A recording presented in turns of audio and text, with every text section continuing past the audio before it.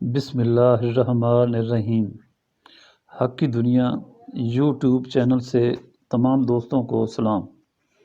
دوستو، تاریخ اسلام یعنی ظہور اسلام سے خلافت راشدہ تک بنو امیہ، بنو عباس، خلافت عثمانیہ اور تاریخ پاک و ہند پر تسلسل سے انشاءاللہ ویڈیو کا سلسلہ شروع کر رہا ہوں۔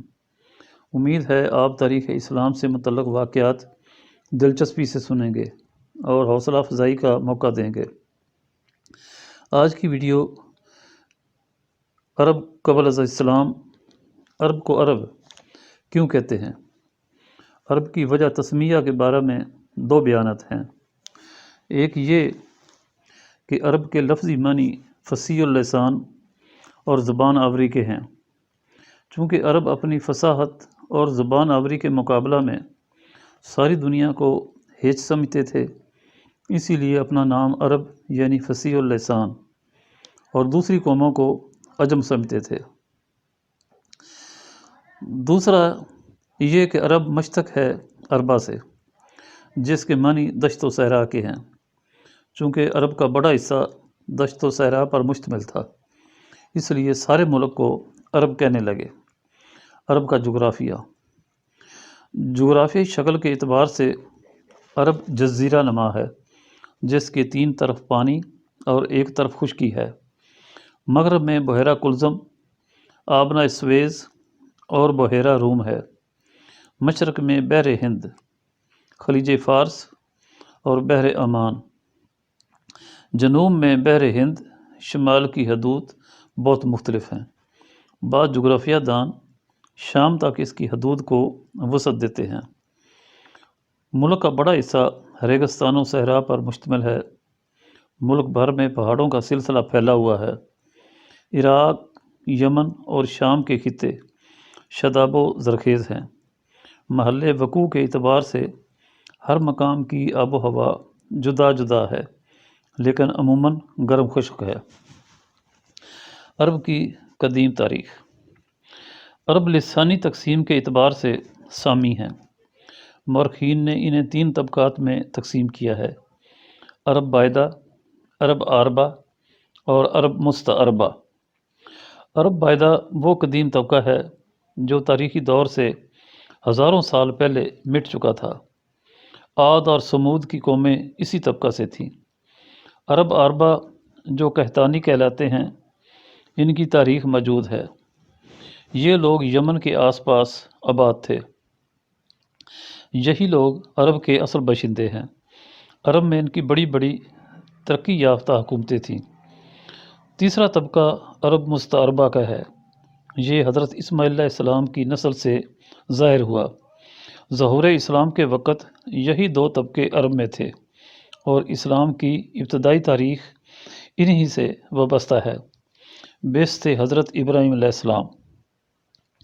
عرب کی دینی تاریخ کا آغاز حضرت ابراہیم علیہ السلام سے شروع ہوتا ہے۔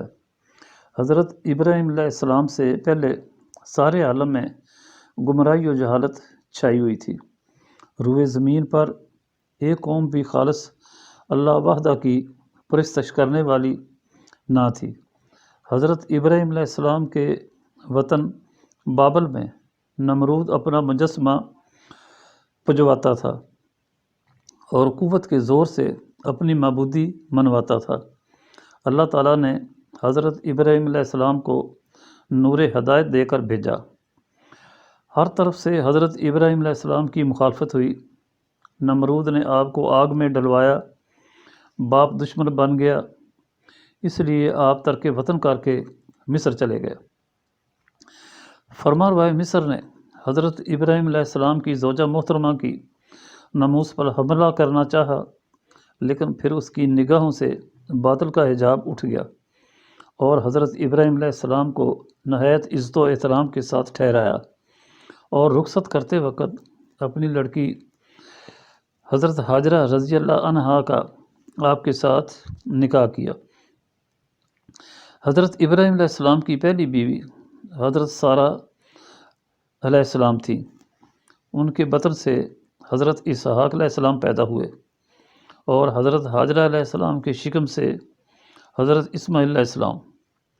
حضرت سارہ علیہ السلام پہلی بیوی تھی۔ حضرت اسماعیل علیہ السلام ابھی بچے ہی تھے کہ حضرت ابراہیم علیہ السلام نے حضرت حاجرہ علیہ السلام اور حضرت اسماعیل علیہ السلام کو لے جا کر عرب میں آباد کیا۔ تعمیر کعبہ۔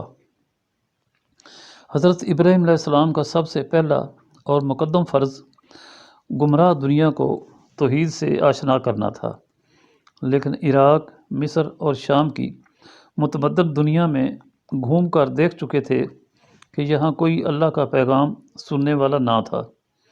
اس لیے توحید کی اشاعت و تبلیغ کے لیے ریگستان عرب کا سادہ سا صفحہ، جو اپنی اصلی فطرت پر اور تمدن کی نقش آرائیوں سے پاک تھا، اسے انتخاب کیا اور مکہ میں اللہ وحدہ کی پرستش کے لیے بے چھت کا ایک چھوٹا سا گھر بنایا اور حضرت اسماعیل علیہ السلام کو اس کا متولی بنا کر اس گھر کی آبادی و مرکزیت اور نسل اسماعیل علیہ السلام کی برومندی کے لیے اللہ سے دعا کی۔ روئے زمین پر یہ پہلا گھر تھا جو خالص اللہ وحدہ کی عبادت کے لیے بنایا گیا۔ کعبہ کی تعمیر سے پہلے اس مقام یعنی مکہ پر کوئی آبادی نہ تھی، لیکن حضرت ابراہیم علیہ السلام کی دعائے مقبول کے اثر اور کعبہ کی کشش سے لوگ رفتہ رفتہ یہاں آ کر آباد ہونے لگے، اور سب سے پہلے جرہم کا قبیلہ حوالی مکہ میں آ کر آباد ہوا۔ باقی کا سلسلہ آئندہ کی ویڈیو میں، کیونکہ ویڈیو کے لمبا ہونے کا امکان تھا۔ چینل کو سبسکرائب اور ویڈیو کو لائک کرنا نہ بھولیے۔ شکریہ۔ اللہ حافظ۔